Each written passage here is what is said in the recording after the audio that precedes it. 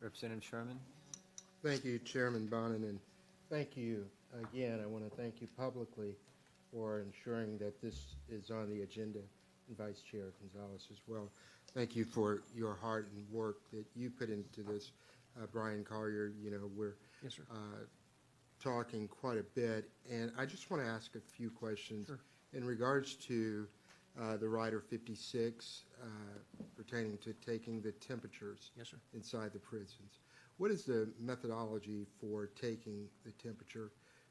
Meaning, do we have a thermostat that's stationed in a building? Where is it in proximity to the housing unit? And if you could answer those. Sure. It's a handheld device, if I'm not mistaken, that goes into, it'd be a warden or major supervisor, could be a major captain or a warden or assistant warden, that goes in, checks the temperature, and they would go into the same housing area every day, same area, and they would, sometimes these devices have to be calibrated before you're in there, but they would go through that process and then record the temperature at 3 o'clock.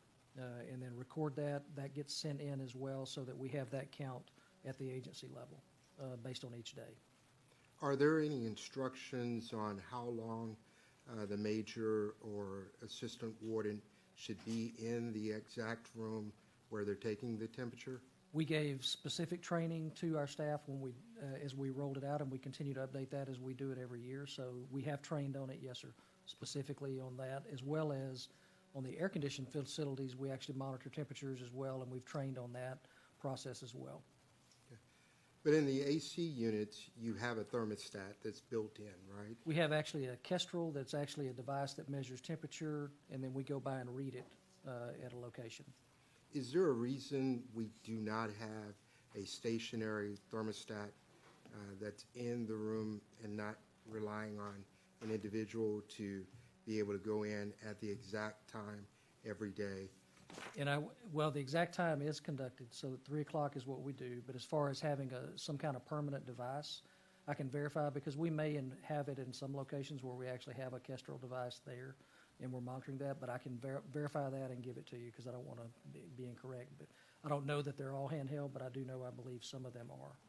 And I appreciate your sensitivity to the veracity of the information you're providing. Yes, sir. Because this does affect human life. And I was talking to Representative Wilson, Chairman Wilson, earlier, and just mentioned that scripturally Proverbs 12 and 10 says that a righteous person treats their animals right. We're not talking about animals. And some are guilty and some are innocent. We don't always get it right. Is there a location where these temperatures are taken? Because in structures, obviously, the sun rising on the east and going to the west, there are certain areas that are going to be experiencing hotter temperatures in that structure. So was there thought given to where we take the temperature? There was instruction given to our wardens, so we gave our wardens instruction to identify housing areas that are not climate controlled. We don't do the 3 o'clock on air conditioning. We have a permanent system in the air conditioning units, but on a non-air conditioned unit, you pick a housing area, you consistently go to that same housing area, the same area of that housing area every day at 3 to monitor that temperature and verify that.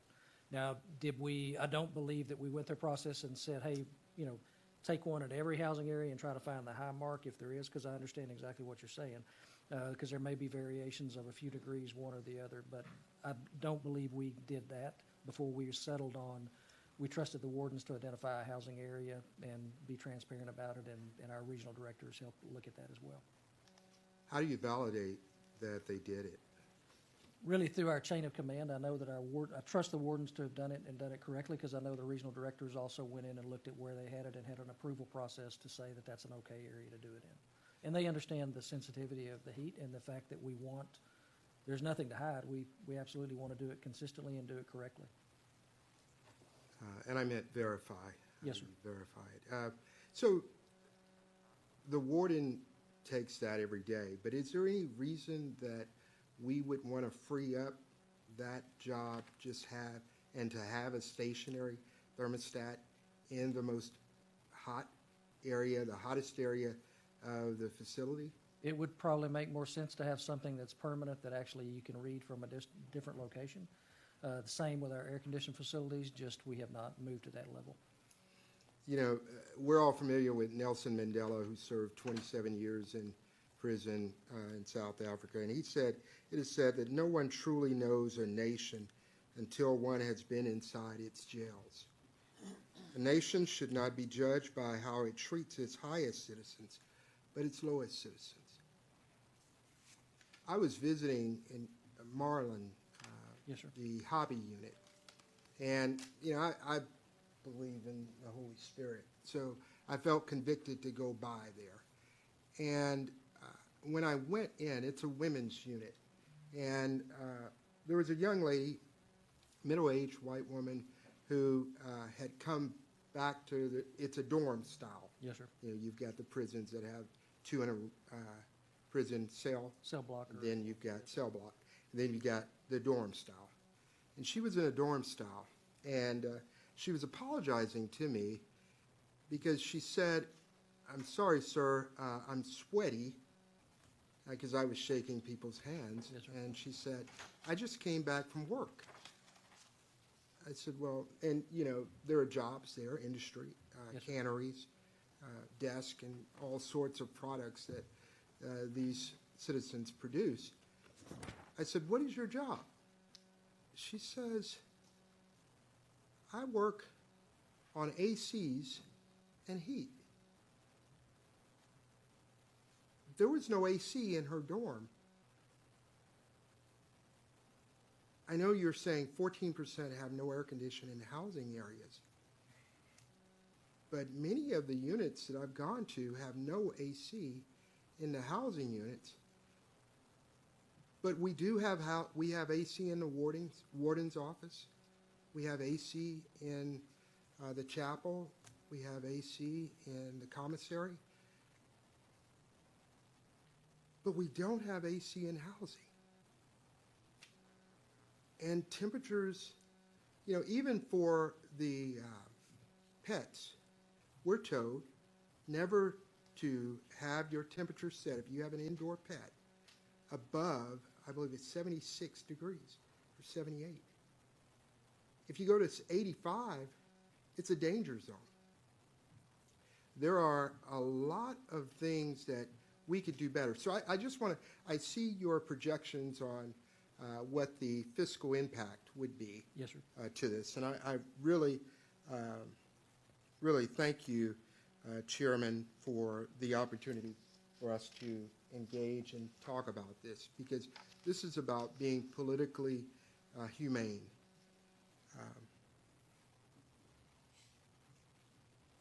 If we look at what we did at the PAC unit, Yes, sir. as an example, you mentioned the PAC unit, and that was compulsory. Would you agree that? Correct. We did that as part of a court settlement, absolutely. So we spent millions of dollars fighting that case. And in the end, humanity won out. You know, so we have AC. But in the interim, we had a period where we had to install temporary ACs. Yes, sir. And I believe the cost was a little north of $200,000. Is that? I could look at my numbers, but I don't want to go too long. I don't have PAC. I can tell you, though, because we've done it we had to do temporary air conditioning at Briscoe and Segovia. Briscoe and Segovia. Yes, sir. And that's a good point. Now, why did we have to put temporary AC in those 2 units? To meet jail standards, because Meet that's a jail jail standard in Texas. Jails have to be air conditioned, and those 2 facilities are functioning as a jail. At the same time, those jails had been housing Texans for years Yes, sir. with no AC. Correct.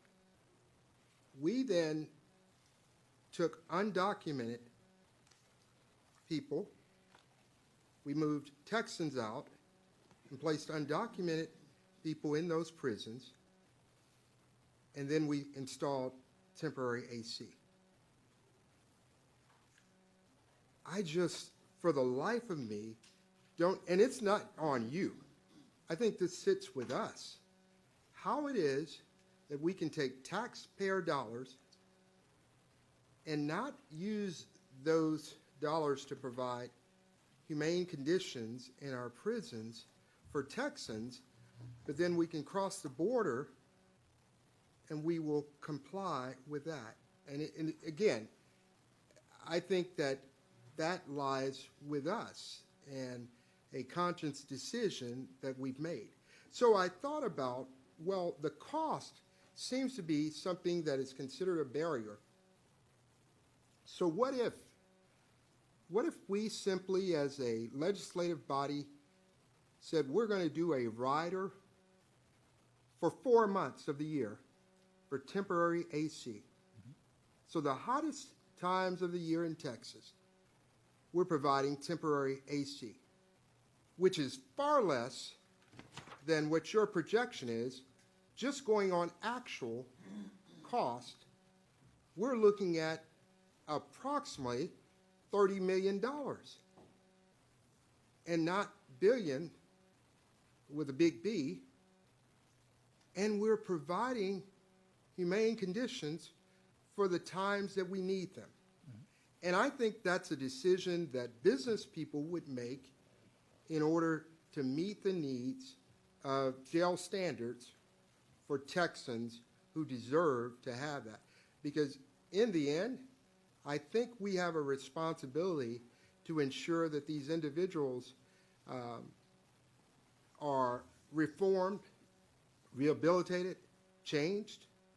And I don't believe we're doing that if we treat them less than animals. And I hope that that's a fiscal solution that we can utilize in order to address it. It's not hot in December. It's not hot in November. So why, get AC at that time? If we did it then, why couldn't we do it for, as you mentioned, 14% not having air conditioning? You would need to do it much more than just the 14%, because you would need to do it obviously if the legislature told us that's what you want us to do, we'd be happy to do it. But at the same time, I would tell you, based on what we know from the 2 temporary solutions we have in place now, and they run really, you're correct, April through roughly October is when you're running those systems. You're not going to run them in the winter months. But the cost of that system is going to be more in the long run of the life of a system than it would be if you put in a system permanently. But it certainly is a short-term solution. It can be brought on very quickly. It's not an efficient system because it's just plumbing in essentially vents that just blow cold air, and there's not any of the ductwork or any of the other efficiencies that go with it. You can certainly do it, and you can do it quickly, but at the same time, on the long haul, you're going to spend, I think, quite a bit more money in the long run if you look at that life of a system. Well, and I'm just going based on our historical practice. Yes, sir. We did it temporarily. Then the courts required that we do it permanently. And I think that it offers some viable solution for us if our conscience drives us, not you. You're simply working with whatever resources we provide you. But there are several ways to do this if we have the desire to do it. That would be the quickest. Yes, sir. Thank you. Representative Sherman. Just a couple of more questions. In regards to, you mentioned the ACs and installation. Have we ever used inmates to actually do a part of that work? Yes, sir. And actually, what we would plan to do, I should have mentioned that, is if we were fortunate enough to receive funding to do this, we would actually escalate significantly the training programs for HVAC within the agency so that we could train more inmates to help us do that, but also give them a career field when they get back out. I just keep thinking about that lady who was working Yes, sir. on ACs Yes, sir. and then going back to the dorm where there's no AC. As far as lawsuits, pending lawsuits, Yes, sir. can you speak to what the liability is for those pending lawsuits? Do you have any information on that? As I know, I think you mentioned in 2011 is the last recorded death. Are there any pending lawsuits that may be germane to individuals like Seth Donnelly, who passed away in 2019, and I think his internal temperature was recorded at 106 degrees? Are there any cases that are pending you just can't speak on right now? I can tell you we have 14 heat litigation cases pending. We have closed 43. We've paid out about $8.8 million in heat litigation expenses. Okay. Thank you. Yes, sir.